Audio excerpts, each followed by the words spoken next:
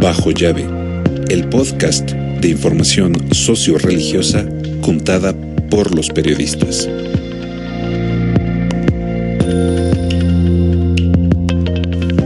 Hola, ¿qué tal? Bienvenidos a un episodio más de Bajo llave, un espacio en el que se analiza a profundidad el contexto sociológico desde el punto de vista también religioso. Soy Juan Pablo Reyes y estoy acompañado por Lilian Reyes. Hola, ¿qué tal, amigos? Pues esta semana vamos a abordar un tema que pues es coyuntural y es la relación que tiene la Iglesia con el narco en cuanto a seguridad, ahorita que está muy cercano el tema. Maru Jiménez. Hola amigos, ¿cómo están? Bienvenidos a Bajo Llave y esperamos que este tema sea muy interesante para ustedes. Y Felipe Monroy. Bienvenidos y bienvenidas a todos, todas, y comenzamos.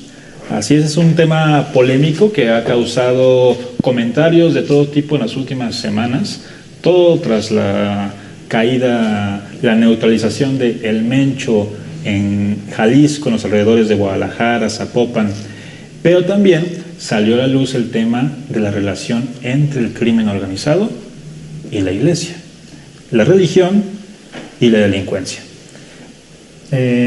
Hemos visto también en los últimos años cómo han salido investigaciones, reportajes, por ejemplo, de las narcolimosnas. Sí, que han sido muy controversiales por varias declaraciones de algunos obispos. Podemos recordar las declaraciones del cardenal Carlos Aguiar allá por el 2008, cuando era presidente del episcopado mexicano, en el cual dijo que eran muy generosos algunos narcotraficantes porque construían caminos, daban donativos para iglesias, daban donativos para hospitales, de acuerdo a las necesidades de la comunidad, les llevaban luz, ¿no? Sin duda. Yo quisiera distinguir dos cosas muy claras. Lo primero, como la dimensión personal, espiritual de la fe de las personas, que puede ser más o menos católica. En este caso, la caída del Mencho evidencia que hay una espiritualidad católica, no solamente de adscripción por tener algunas imágenes en su espacio, sino también con la revelación de que sus dos hijos, tanto Rubén Oseguera como Jessica Joana, pues reciben apoyo espiritual por parte de un sacerdote, o recibían en algún momento, y que este sacerdote intervino a favor de ambos ante las autoridades norteamericanas. Es decir, esta parte quizá como lo de la fe personal y cómo puede estar en conflicto con las actividades ilícitas a las que están acostumbrados. Y la otra es la parte institucional de las religiones, es decir, en este particular caso, las diócesis, los obispos, las estructuras diocesanas o eclesiásticas con estos sectores, es decir, aquellas cosas, como bien dice Maru, que están imbricadas ya en la constitución, en la conformación de las estructuras. Me pongo el caso muy particular de la capilla levantada por Heriberto Lascano, también famoso capo de la mafia, en donde esta capilla, formalmente constituida y reconocida por las autoridades eclesiásticas, se sabía de dónde venía el donativo y generó todo este conflicto si permanecía como una estructura, una instancia eclesiástica válida para acercar a la gente a la fe, o si se derrumbaba justamente porque su origen de la conformación pues tenía el dinero ilícito o mal habido o sangriento por parte de este capo en donación a la iglesia. Eso, como esas dos dimensiones. Y en el caso, yo creo que de lo que ha pasado en las últimas semanas con lo del Mencho es distinguirlo, ¿no? ¿Cuál es la parte de la identidad de fe de las personas, independientemente de qué tipo de actividad realicen, el narcotráfico, el crimen organizado, y otra que es la relación ya más privada e institucional de las autoridades eclesiásticas, no solamente católicas, con diferentes criminales. Y ahí yo creo que esa distinción es importante para hacer el análisis en este programa. Pues podemos empezar justo con este caso que es reciente, con el padre Lolo y estas polémicas cartas que se revelaron en redes sociales. Y bueno, la reacción que da el cardenal de Guadalajara, que es el que sale a dar la cara para contextualizar y para decir esta situación de nosotros nos desmarcamos completamente, sabemos que hizo mal O sea, fue una mala acción, pero no deja de ser una labor pastoral, ¿no? Uh-huh. Y que también ahí viene un punto. Platicábamos hace unas semanas en el tema de los diálogos por la paz, de que uno de los pendientes es la reconciliación. ¿En qué momento va a llegar la situación en la que se tenga que buscar a los perpetradores de los crímenes para que haya un paso más adelante, ¿no? Sí. Debatíamos si estaba el país listo para este punto. Sí, la cuestión de un diálogo ya circular, o sea, ahora, no es solo promover. Claro. No solo promover. Yo he visto muchas críticas, por ejemplo, al padre Lolo, de que cómo se acercaba a los capos, por qué intervenía, por qué intercedía en favor de los criminales, ¿no? Así es. Yo no lo veo negativo. Es un acercamiento espiritual, que esa es la labor de los sacerdotes. Sin embargo, creo que habría que ver todo el contexto que hay alrededor. Sí se recibía ayuda, las narcolimosnas, porque muchas veces algunos sacerdotes decían hace unos 10 años, bueno, es que el dinero queda blanco una vez que ingresa a las arcas de la iglesia. Claro, sí. Yo creo que sí, eso es precisamente el tema, ¿no?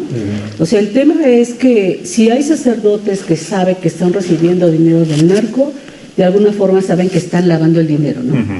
Entonces, mientras no se transparenten todos estos donativos que están recibiendo los sacerdotes, pues no vamos a saber realmente en qué están incurriendo en encubrimiento con delincuentes, ¿no? Pero y otra cosa es el trabajo pastoral que realmente realizan sacerdotes de a pie, que tienen que cruzar por todas estas zonas que están ya dominadas por el crimen organizado, y que pues no es que les pidan permiso, sino que sí los tienen que saludar, tienen que entablar algún diálogo con ellos, incluso pues les tienen que bendecir sus medallas o asistir a sus bautizos. No necesariamente son los grandes narcos, como hemos visto que algunos obispos o algunos sacerdotes asisten a las misas de estos grandes narcos, ¿no? Sino son la gente que están en el terreno. Sí. Entonces, muchos mismos sacerdotes pues están en peligro y tienen que cruzar por esos terrenos, y claro que tienen por lo menos que saludarlos, ¿no? Porque tienen que hacer su labor pastoral. Entonces, aquí sí tenemos que hacer esta diferencia, ¿no? Lo que Monseñor Raúl Vera en algún tiempo llamó el pecado social de algunos sacerdotes que se vinculan a sabiendas de que son narcotraficantes, a sabiendas que están recibiendo narcolimonas, lo cual él condenó. Bueno, don Raúl no solamente se refería al tema del pecado social de esos sacerdotes cuando se vinculan con estas actividades ilícitas. También hay actividades muy lícitas de algunos empresariados en donde también obtienen sus ganancias de una manera inmoral, aunque sean completamente legales. Pero fíjense que yo traigo memoria cuando Salvador Rangel Mendoza llega a Chilpancingo. Tuve oportunidad de platicar largo y tendido con él. Y él me comentaba justamente que iba a seguir dialogando con los criminales, como lo hizo un poco con Huejutla. Claro que en Huejutla no es la misma dimensión que en Guerrero y menos en Chilpancingo, pero él decía que tenía que dialogar con todas las personas, independientemente de la actividad a la que se dedicaran, incluso si fueran ilícitos. Y él me comentaba que lo que a él le inspiraba, obviamente él es un religioso formado con los franciscanos, le inspiraba el poema de Rubén Darío, de Los motivos del lobo, en donde Francisco de Asís sale al diálogo con el lobo y le pregunta que por qué es malo el lobo, ¿no? Y trata de que el lobo se integra a la sociedad, a un pueblo, en donde pues pueda vivir bien. Y de hecho el lobo en el poema vive bien un rato, vive cooperando con la sociedad lo acepta, lo alimenta, le da agua, etcétera. Pero sale el santo de ese lugar, es decir, San Francisco de Asís se aparta de esa comunidad y comienza justamente el proceso de conversión contraria, ¿no? Es el pueblo el que vuelve al lobo a su naturaleza y comienza a ser otra vez despiadado, ¿no? El animal. Y él decía que ese poema le inspiraba mucho para justamente acercarse a los criminales de Guerrero. Porque su labor como pastor es sí acercarse independientemente de la actividad ilícita que sea, pero también para que la sociedad pueda establecer esta convivencia sana entre los intereses, ¿no? ¿Cuál es el problema? Como en el poema del lobo, quizá a veces la sociedad misma es la que busca que los criminales mantengan esa labor, justamente por lo que también se mencionaba, porque donan terrenos, construcciones, alimentos, y esto lo hemos visto a lo largo y ancho del país.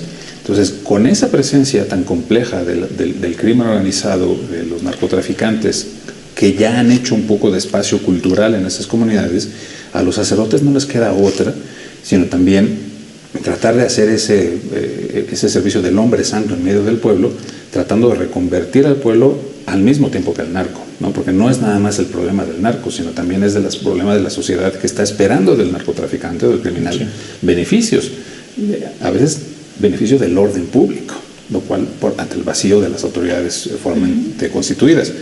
Entonces, ese trabajo pues es silencioso, es obviamente muy noble, pero no suele terminar bien, como lo vemos en varios casos, en donde los sacerdotes quedan a merced del crimen organizado, quedan sujetos por esas circunstancias, quedan constreñidos por los intereses económicos, y cuando las cosas marchan así de mal, pues no es posible también que se les condene solamente por eso, ¿no? Como el caso del Padre Lolo. Que el caso del Padre Dolores tiene muchas otras historias muy divertidas que ya contaremos, pero creo que por la mera acción de acompañamiento, creo que no es imputable de un crimen, ¿no? Pero sí es necesario que se revise, y ahí sí es la función del Arzobispado de Guadalajara, revisar muy, muy particularmente la fundación que el Padre Dolores preside, también de las cuentas de la propia parroquia, para ver si no es si la intervención generosa que se da a favor de una persona, como lo hacen muchos religiosos por las personas en cautiverio, no está determinada por el signo económico, sino por la verdadera acción pastoral. Y yo creo que esa determinación la tiene que hacer la Iglesia, y independientemente de lo que resulte, pues es un mensaje importante para cómo los obispos, los sacerdotes tienen que vivir con esa situación tan complicada como la que vive México. Sí, yo creo que esa labor es de los obispos. Los obispos deben de tener vigilancia, comunicación con sus sacerdotes, ¿no? Porque todos sabemos, por ejemplo, al activismo, algunos de sacerdotes que les incomoda a los narcos, los han asesinado, ¿no? Sí. También han solicitado su cambio de parroquia. Entonces, el obispo es el que tiene que estar cuidándolos también a ellos, vigilando en qué parte ellos podrían estar fallando, o se están vinculando, o están conviviendo, y cómo lo están haciendo. Creo yo que se está actuando mucho en la reacción ante una acción previa en lugar de una prevención. ¿No será necesario desde el episcopado ya una serie de pautas a seguir por parte de sacerdotes que se encuentran en zonas conflictivas, en regiones dominadas por el crimen organizado, para que se evite desde la Iglesia Católica esta serie de críticas por acercarse a los narcotraficantes? Muy buena pregunta. Pero es que yo creo que no puede haber un manual de... Justamente eso era lo que preguntábamos en la última conferencia del episcopado, cuando fue la reunión de los obispos, si no era necesario construir un protocolo. Ellos sostienen que ya hay un protocolo, ¿no? Y ese protocolo es informar directamente a las diócesis lo que está ocurriendo en su parroquia, ¿no? O en su zona. Entonces, ese es como un primer paso, ¿no? El segundo paso, pues ya saben, ¿no? Notificar el diálogo con las autoridades y demás. Pero efectivamente creo que Juan Pablo tiene razón.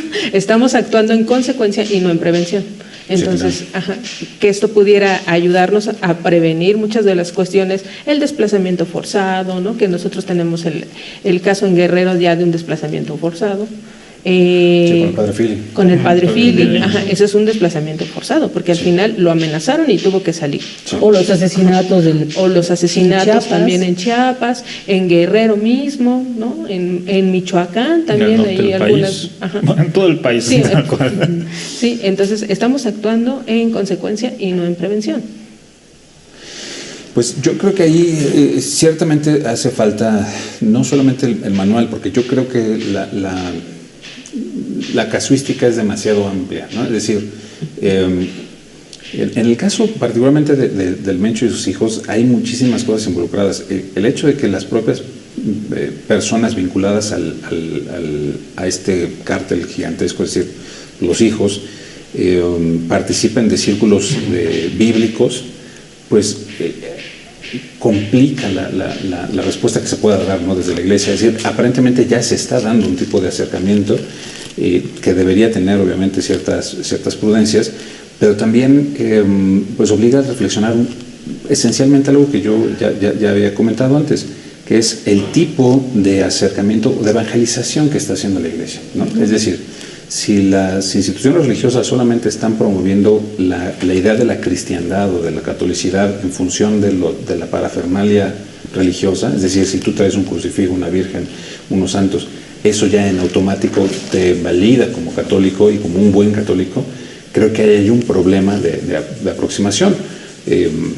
Creo que el fortalecimiento de la identidad cristiana y católica en la sociedad mexicana, es decir, la prevención, pues no solamente pasa porque tengas una efigie o un santo o una virgen, sino que asumas los criterios cristianos de corresponsabilidad, defensa de la vida, ayuda al prójimo, también la parte en donde uno se desprende de los beneficios y los intereses personales para el servicio de los demás, es decir, como dijo el Papa Francisco insistentemente, ser una iglesia pobre que está al servicio de los pobres, que está menos segura de sus certezas y que sale al encuentro de las heridas en un campo de batalla, ¿no? La famosa iglesia en campaña. Que promovió tanto Francisco. Yo creo que esas identidades religiosas tienen que seguir siendo formadas y solo así quizá pudieran comenzarse a prevenir algunos de estos temas en donde tanto los sacerdotes como las propias sociedades, es decir, no solamente los criminales, sino, insisto, toda la comunidad que vive de una especie de narcocultura, pues tenga que despojarse de esas certezas e internarse en una sociedad un poquito más horizontal, solidaria, desprendida, generosa, en donde pues el signo de la economía y del prestigio no sea más importante que el signo de la cruz, ¿no? Por ejemplo. Pues nuevamente sería una respuesta que los obispos mexicanos no han sabido ni entender la problemática ni tampoco dar una respuesta, ¿no? Vamos, porque si desde 1994 el nuncio Girolamo Prigioni recibió la anunciatura a los hermanos Arellano Félix para confesarse de que no habían sido responsables de la muerte del cardenal Posadas, bueno, desde ahí la violencia en México también ha crecido, ¿no? Tenemos varios casos que algunos sacerdotes han sido vistos con delincuentes, que se han tomado fotografías, casos de narcolimonas que han reconocido algunos sacerdotes también. Entonces yo creo que los obispos, la conferencia, tienen ya ciertos temas en la mesa que no han logrado darles una solución. Pues mientras ellos no también lo trabajen y tengan algún acompañamiento, ¿cómo va a poder los mismos sacerdotes hacer frente a esto, no? Y precisamente por eso también es muy válida la crítica negativa respecto al acercamiento de los sacerdotes como el padre Lolo hacia los hijos del Mencho. Sin embargo, pues también hay dolor de las familias que han sido víctimas en este caso, el Cártel Jalisco Nueva Generación en toda esta región del país. Desaparecidos, homicidios, víctimas del tema de las drogas, adicciones. Pero también ahí, lo que comentaba hace un momento, está el punto del acercamiento para dar un paso hacia el tema de la reconciliación y la reinserción social, que es el objetivo de que estén encerrados, ¿no?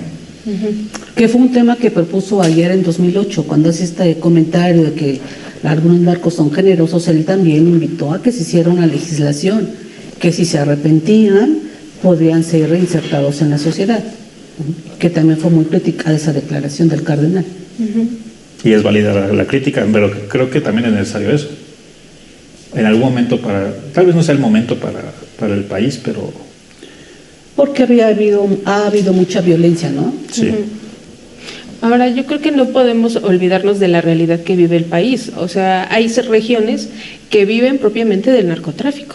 O sea, hay regiones, por ejemplo, en Jalisco, que se dedican a eso, en Michoacán, que se dedican a eso, y eso es, últimamente lo han dicho como fuente de empleo, ¿no? Entonces, ante la falta de empleos promovidos desde el Estado o oportunidades, digamos, bien habidas de trabajo, ¿lo que están haciendo? Pues están yendo hacia el narcotráfico.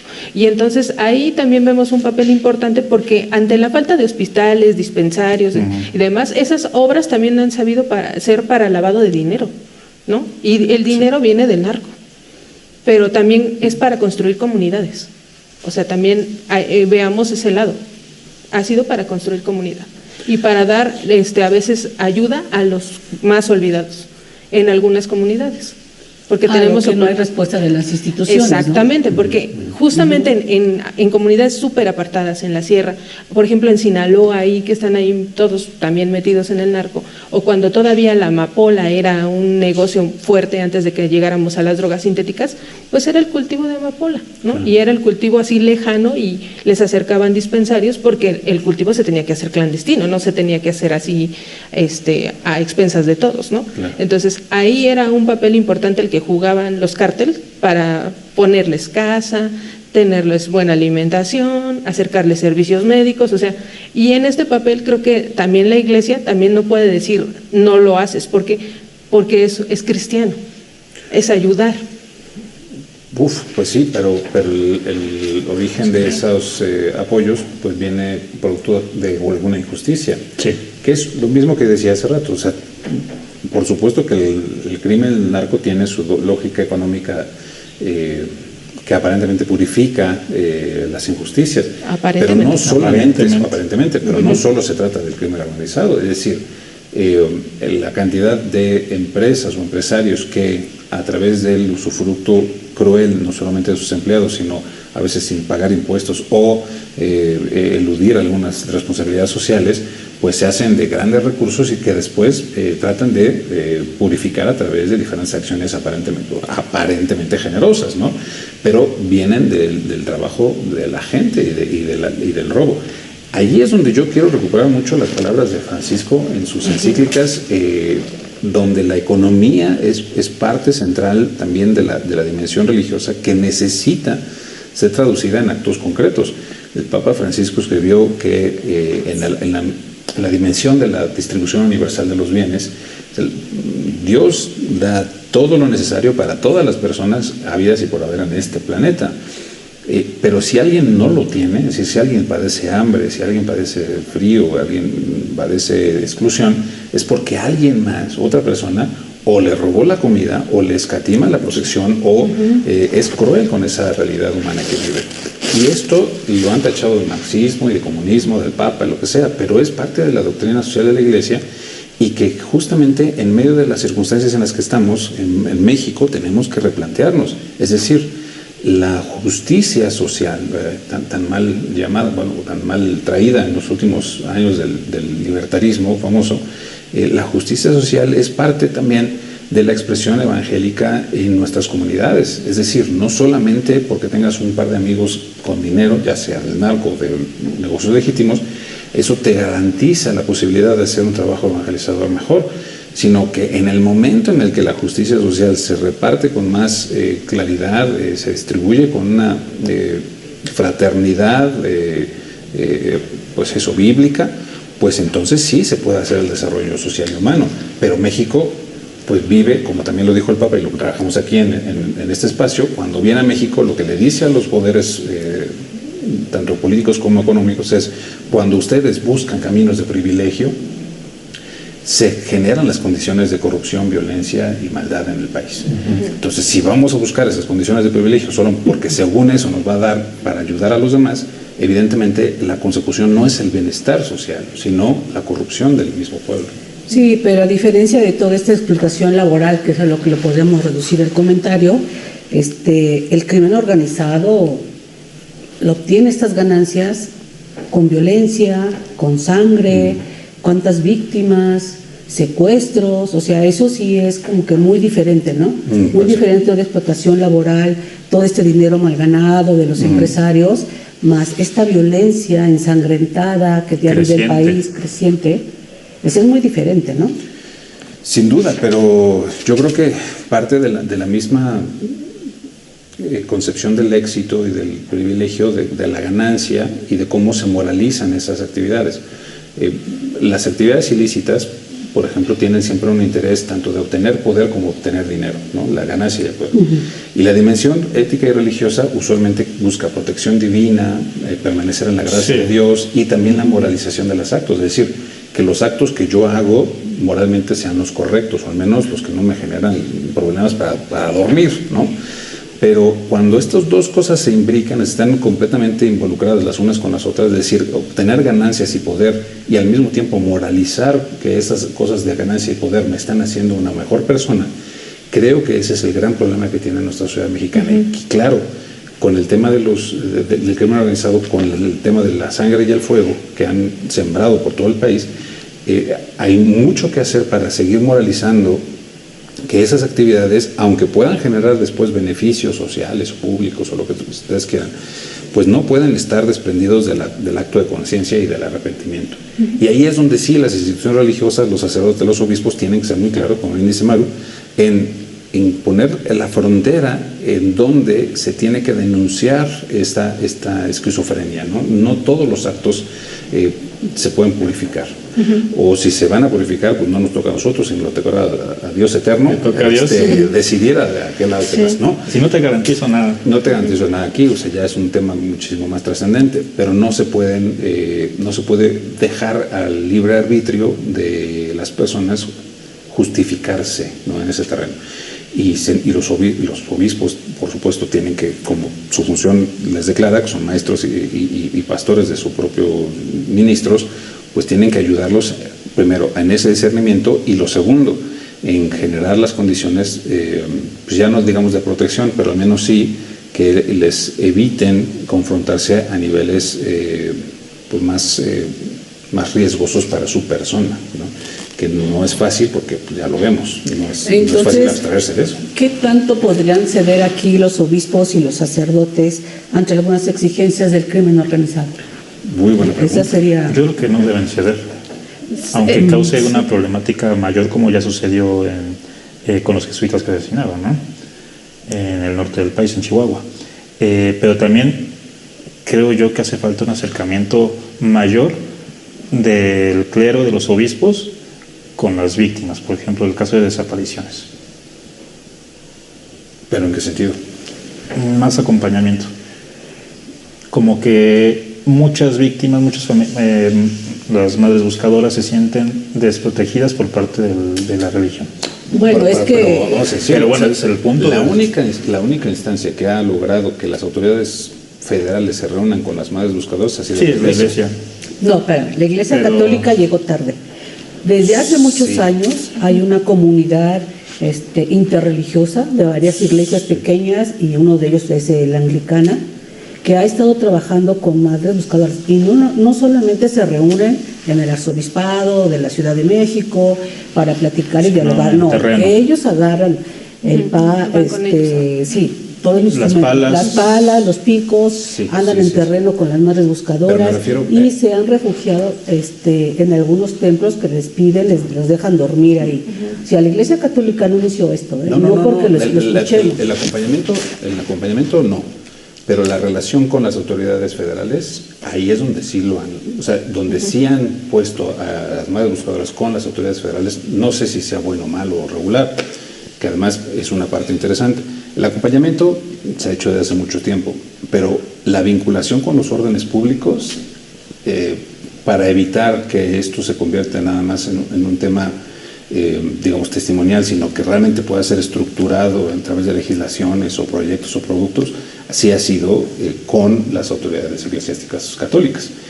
Y eso es quizás lo que hace falta. Es decir, cuando le pedimos a las autoridades católicas de qué manera pueden apoyar a la sociedad, pues muchas veces, por supuesto, tiene que ver con este acompañamiento espiritual, el acercamiento. Muchas veces no lo hacen, como dice Maru, llegan tarde.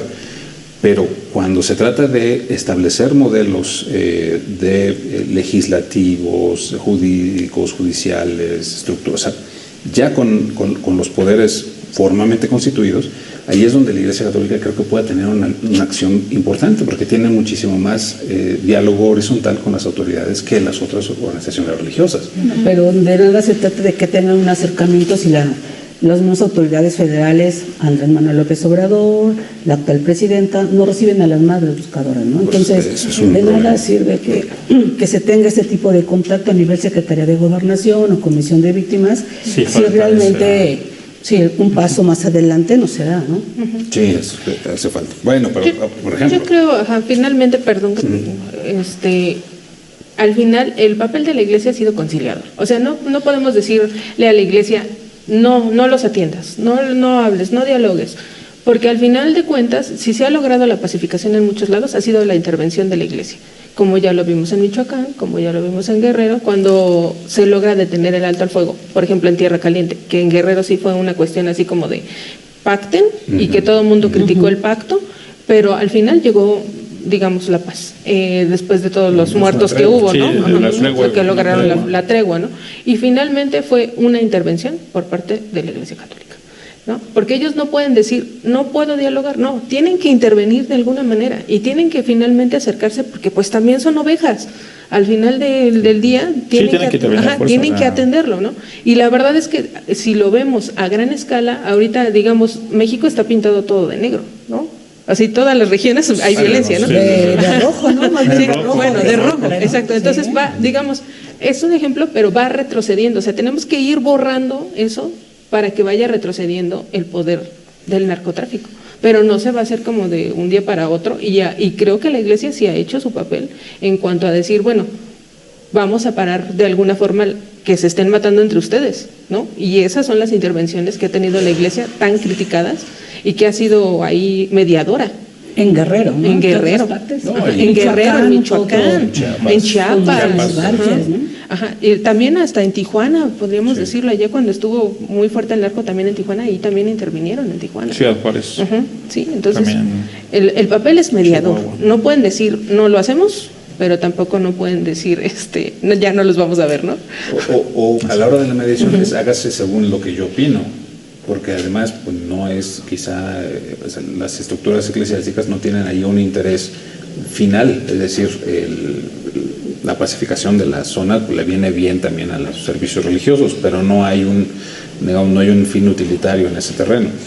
El problema, yo creo que ahí es donde hay que hacer una crítica sustancial, es, bien dice Maru, o sea, si las autoridades públicas o formalmente constituidas, municipales, estatales y federales, tienen problemas de gestión del uso de poder de la fuerza en sus propias localidades, pues es difícil que una mediación con ellos tenga resultados positivos.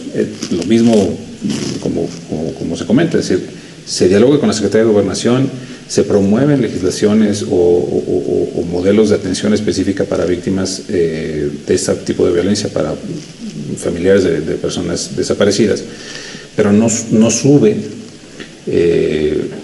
ni a la Presidencia de la República, ni a la Fiscalía General de la República, o sea, no suben a esas instancias, y la pregunta es si es problema de tanto los colectivos de búsqueda como de las instituciones religiosas que los apoyan, o es problema de la inestabilidad de gobierno que se tiene. O sea, si la presidenta tiene un interés de una reforma electoral y no pasa o se queda a la mitad, pues es un fracaso incluso, ya ni digamos de una intención de otros o de una búsqueda de justicia de otras personas, sino también de un interés particular de la presidencia. Entonces hay un poder debilitado en el país.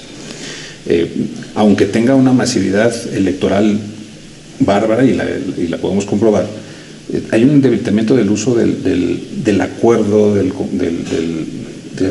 aparato político, de la construcción de ideas políticas sobre la nación mexicana, en donde los intereses están pues, muy puestos, ¿no? O sea, y el interés del crimen es uno de ellos que no podemos obviar. O sea, el crimen también tiene intereses importantes, como muchos otros sectores.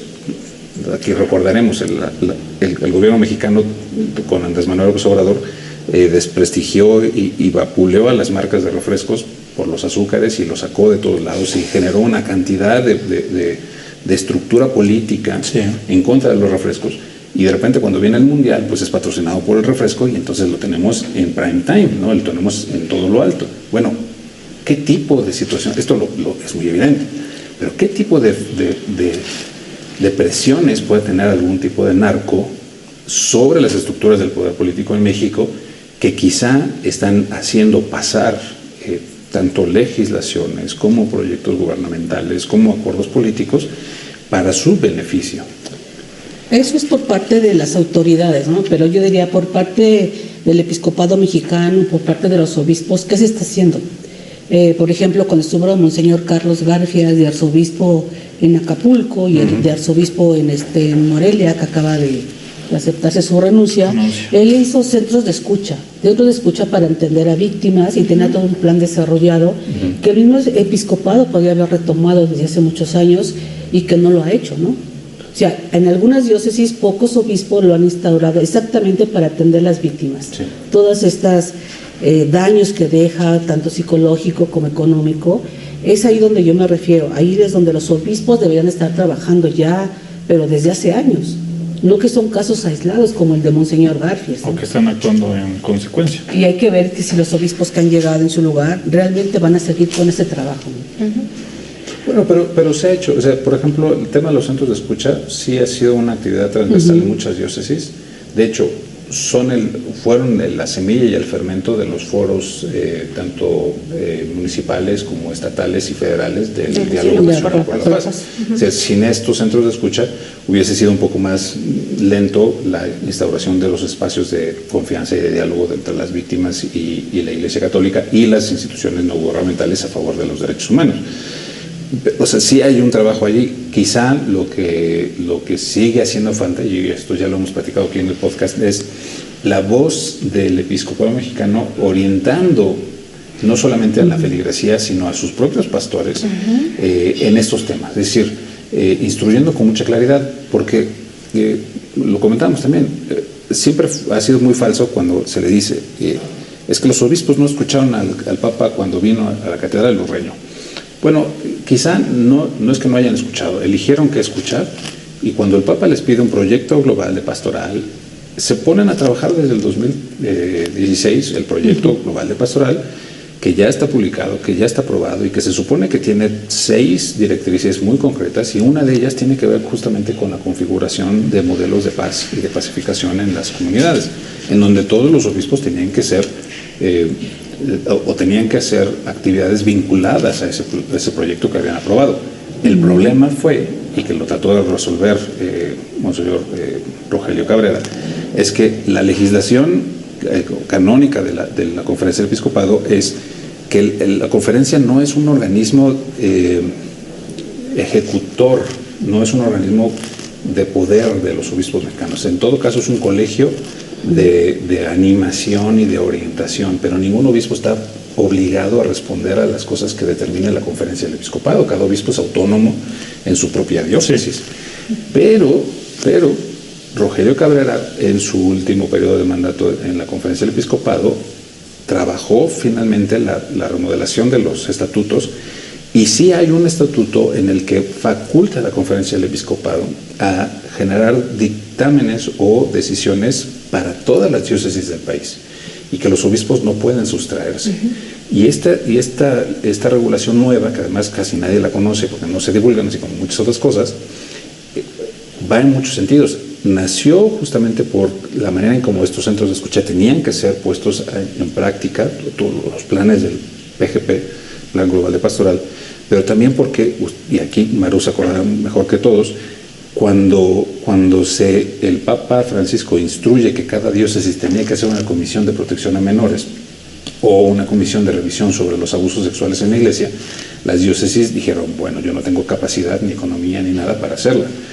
Y fue un largo proceso de que cada uno tenía que hacer su comisión, y fue muy lento, duró casi más de 1 año y medio, hasta que se dio la instrucción de que todas y cada una de ellas tenía que tenerlo. O sea, no podía abstraerse de esa toma de decisiones.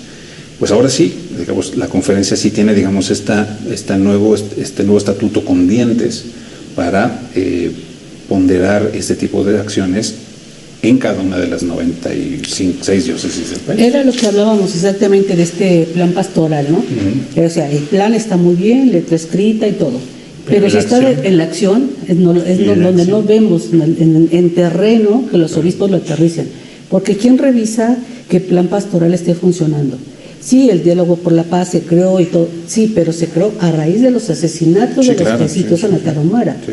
Y el plan pastoral está desde el 2016, y yo no veo las acciones desde el 2016 hasta antes del asesinato de los sacerdotes jesuitas, que realmente se estuviera haciendo un trabajo en terreno, como el que se les pide o el que se plantearon. Ahora, sobre las creaciones de estas comisiones de protección a los menores, pues muchas veces si nomás lo tienen en papel, porque ni siquiera hay teléfono para que vinculen, para que las víctimas hablen, las víctimas tienen que andar buscando quién es el encargado, si los van a recibir o no. O sea, la mayoría de las comisiones de protección a menores, que es exactamente donde se atienden estas denuncias de abuso sexual por parte del clero, por parte de la gente que trabaja en las iglesias también, pues no son atendidas. La gente no sabe dónde recurrir porque ni siquiera hay teléfonos, y cuando los logran obtener, nada más se les dan plazos y no son escuchados. Sí. Ahora que entramos a la recta final de este episodio de Bajo Llave, me gustaría también saber sus opiniones relacionadas con cuál ha sido el papel del periodismo, nosotros como periodistas, para denunciar o plasmar o analizar todo lo que está sucediendo en la relación entre la religión y el crimen organizado, la delincuencia. Por ejemplo, creo yo que nos hemos centrado en la Iglesia Católica. No hemos visto si el budismo ha tenido relación con el crimen. Sí, puede ser, por ¿no? supuesto. O la Iglesia de la Luz del Mundo. La Iglesia de la Luz del Mundo. Otro tema. Muchos credos que podrían ser, o sea, yo no creo que todos los narcotraficantes o secuestradores sean nada más católicos. Yo creo que muchos practican yoga y les llama la atención el budismo. Pues un ejemplo lo tenemos con el obispo Romo de la Santa Muerte, ¿no? Que fue encarcelado hace varios años porque cobraba las extorsiones, iba a los bancos y secuestraban, y él estaba con los delincuentes y cobraba el dinero en los bancos, ¿no? ¿Y ustedes cuál creen que ha sido el papel del periodista en este tema? ¿O qué falta por hacer, Lilian? Pues creo que el periodismo últimamente en cuestión religiosa está muy perdido. O sea, no estamos relacionando o analizando bien la cuestión religiosa con la situación, sino que siento que el periodismo se ha dedicado solo a repetir, recuperar. O sea, no estamos haciendo ese análisis que, por ejemplo, se está haciendo en esta mesa, ¿no? Sino que solo se han dedicado a repetir. En esta cuestión del padre Lolo, a mí me dio que luego se hizo viral la nota, ¿no? De que repartieron las cartas, pero nadie sabía el contexto, ni nadie, o sea, todo el mundo lo repitió, pero nadie lo analizó. Involucraron a la Iglesia de México. Exacto, y luego incluso después sacaron un video también del padre Lolo de que había llevado una reliquia falsa. De San Judas Tadeo, ¿no? Por ejemplo, ¿no? Ajá. Sí. Y salió el video y también se hizo viral y todo, pero lo que está haciendo el periodismo ahorita no es analizar la situación, no es comunicar efectivamente, solo es repetir. Entonces ahí creo que sí falta análisis, y programas como este nos dedicaremos a hacerlo. Fíjate que yo quiero ponderar esta escena que yo creo que es icónica del Padrino, en donde Michael Corleone va a bautizar a su sobrino y renuncia a Satanás, y está toda esta identificación con el catolicismo, pues más practicante concreto, ¿no? Es un sacramento, está recibiendo un nuevo miembro de la iglesia, está en medio de la iglesia, todos los símbolos católicos, mientras al mismo tiempo pues viene la purga de todos los demás capos de las otras familias, ¿no? Es decir, el mal y la religiosidad católica está como inscrita, digamos, en la cultura popular, ¿no? Y entonces el periodismo como que toma esta parte de manera muy natural, ¿no? Es decir, el malo y el crucifijo, el malo y la Virgen, el malo, las prácticas católicas no están peleadas, ¿no? De hecho, muchas veces van de la mano. Es como esta parte de la hipocresía de la religión. Y eso creo que es sumamente común en los medios de comunicación, se ha apropiado como si fuera una realidad. Y yo creo que justo la dimensión espiritual religiosa del criminal es mucho más compleja que solamente eso, ¿no? Y las condiciones sociales en las que se encuentra dicho criminal, pues también pues implica un análisis mucho más profundo, porque pues el criminal no solamente es criminal, ¿no? Parece mentira, pero también, ya lo decía al principio, Salvador Rangel, cuando platicábamos de este tema, decíamos que el criminal es padre de familia, o es abuelo, o es tío, o es hermano, y esa dimensión pues tiene toda una construcción cultural alrededor, y si esa construcción cultural puede ser evangélica, protestante, atea, militante, católica, pues también es un elemento a considerar en la toma de decisiones de sus actividades ilícitas.